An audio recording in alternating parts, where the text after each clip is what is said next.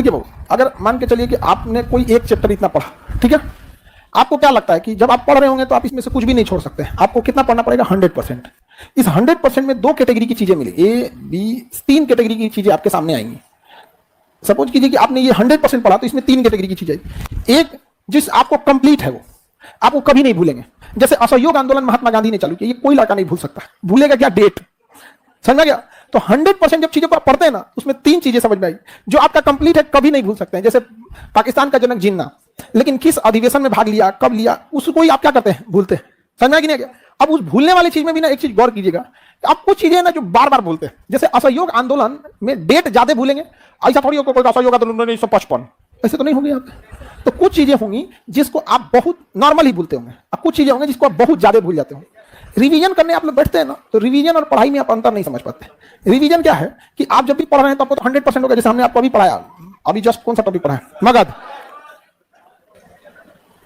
जैसे आपने क्या पढ़ लिया? मगध। आपको क्या लगता है मगध में आप बिंबिसार को भूल जाइएगा, लेकिन उसका कहां कहां क्षेत्रफल विस्तार किया ये भूलिएगा। तो आप डिसाइड कीजिए कि किस चीज को आप कभी नहीं भूलिएगा, उस पर ध्यान मत दीजिए।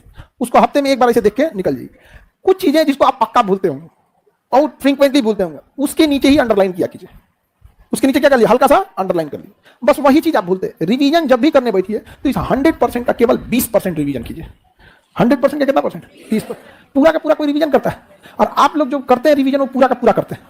इसी वजह से पढ़ाई क्या हो जाती है? बोझिल हो जाती है। आपके पास दो टाइप की कॉपीज हो जाए, या फिर कॉपी ना भी हो, इतना टाइम नहीं रहता आपके पास कॉपी लेने का, तो आपके पास एक अंडरलाइन या हाईलाइटर के लिए कुछ होना चाहिए जो कम से केवल कितने परसेंट पे? 20%। हमारा एक दोस्त है हेमंत ना, जिस किताब को पढ़ के जाएगा सब बता देगा पढ़ लिया है क्या रही। उसका पेज नंबर तक जो था ना उसको अंडरलाइन कर देता था, पेज नंबर।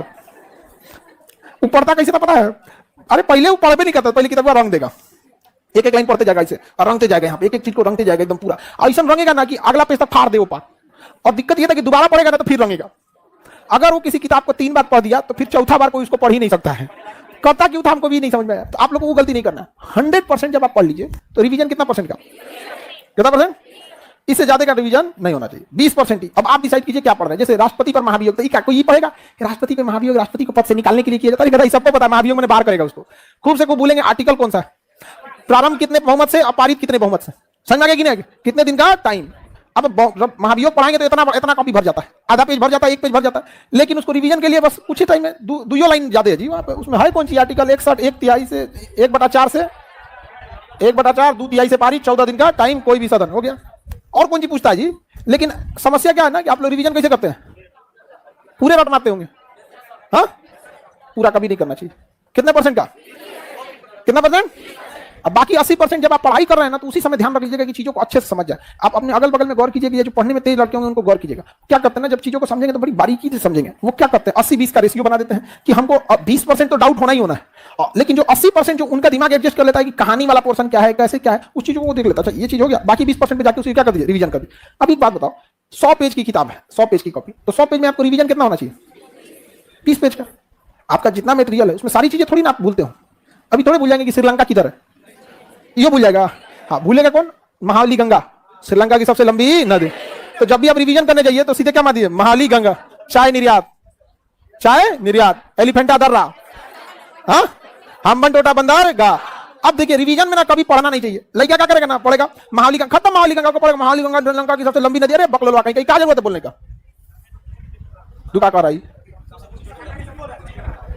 चलिए अब ध्यान से समझिए। तो किसी चीज का जब रिवीजन करिए ना तो उसको डिस्क्राइब नहीं कीजिए। आपको क्या करना है? छोटी छोटी चीजों को बहुत पकड़ लेना है कि ये चीजें को क्या हो सकता है रिवीजन। और सबसे बेहतरीन चीज रिवीजन का जानते क्या होता है? पढ़ाना। रिवीजन का सबसे बेहतरीन चीज क्या होता है? पढ़ाना। तो कोई कमजोर लॉज में खोजिएगा कि जो पढ़ने में क्या है कमजोर है, उसको थोड़ा सा बता दीजिएगा। ये ना कि 1 घंटा पढ़ा है, मार के भगा देगा आपको। 1 घंटा में तुम लोग 1 घंटा पढ़ाने लायक तुम है ये नहीं है।